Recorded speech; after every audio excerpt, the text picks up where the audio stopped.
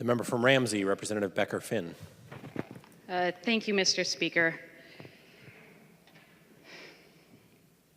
I would love to not be voting on this today. When this idea originally came forward in November of 2017, we asked leaders of both parties to step forward and put this task force together in a bipartisan, nonpartisan way. It's now the end of March. It didn't work. And I continue to have people reaching out to me, asking me what else can be done. I don't actually have a lot of power in this body.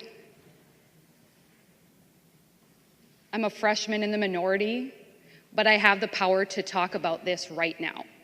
And that is why we are doing this today, because otherwise we aren't going to have the conversations.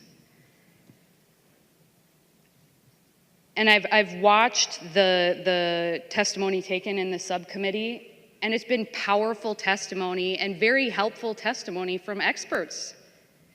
And it's exactly the kind of thing that could be happening in a task force.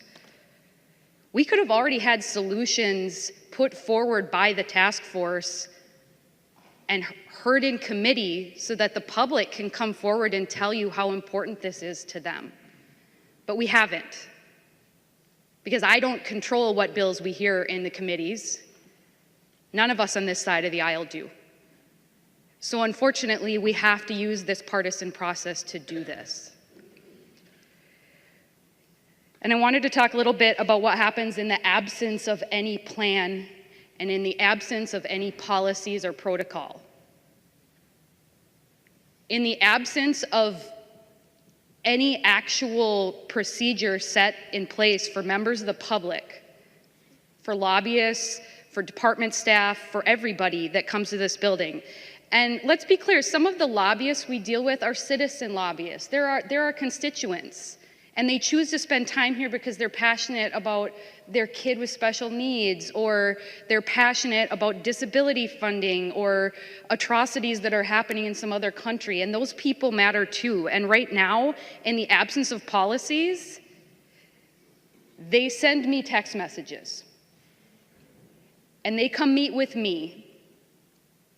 And they email me and they send me messages through every medium that's available on my phone, because they don't know what else to do.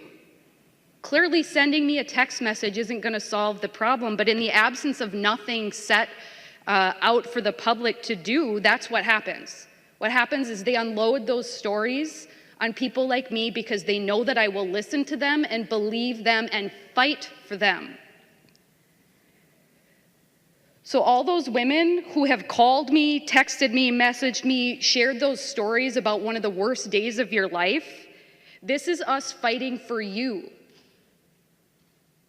This isn't about any one individual or one incident. This is about making this building safe.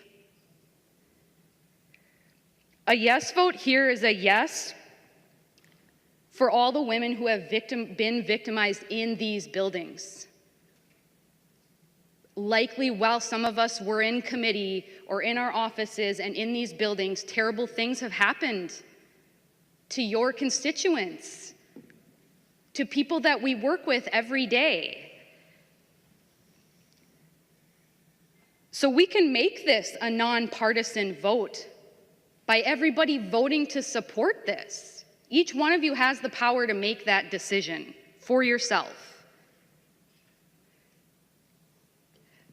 Members, I urge a yes vote. Enough. Let's move forward. Let's help people. Vote yes. Thank you.